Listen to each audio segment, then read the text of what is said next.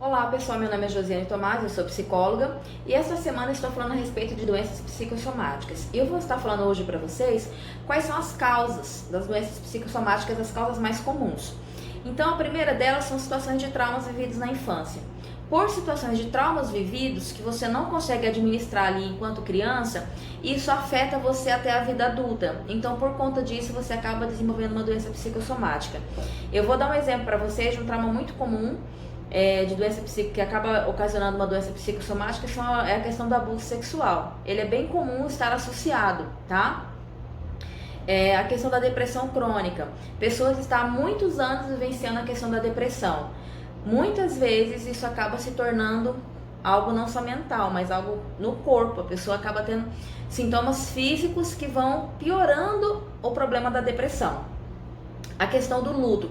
Pessoas que vivenciam situações de luto, luto do pai, da mãe, do esposo, de um filho, de uma pessoa muito querida, tá? Então, às vezes a pessoa não tinha nenhum problema, mas a partir desse luto vivido, a pessoa começa a ter problemas psicossomáticos. É bem comum também.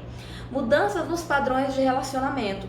Então, por exemplo, às vezes a pessoa ela vivenciava um casamento e teve um divórcio, e a partir daí ela começou a desenvolver doenças psicossomáticas, tá?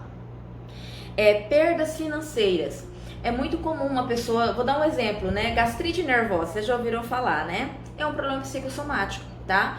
Que o emocional ele afeta diretamente o organismo. É um exemplo que pode estar associado, por exemplo, à perda financeira. É bem comum. Não só esse, questão de muito estresse e tal, mas é um exemplo que a gente pode estar falando para vocês. É a questão da influência genética. Por exemplo, na sua família, né?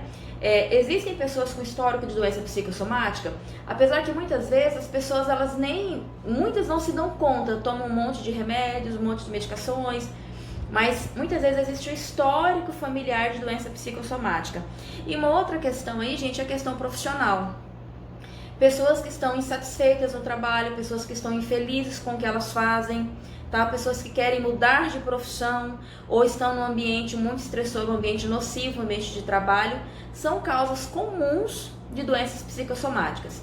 Verifique aí verifique se você tem tido muitos sintomas, muitas dores, então isso pode estar ocasionando aí doença psicossomática. No próximo vídeo eu vou falar para vocês detalhadamente os sintomas, ok? Aguardo vocês!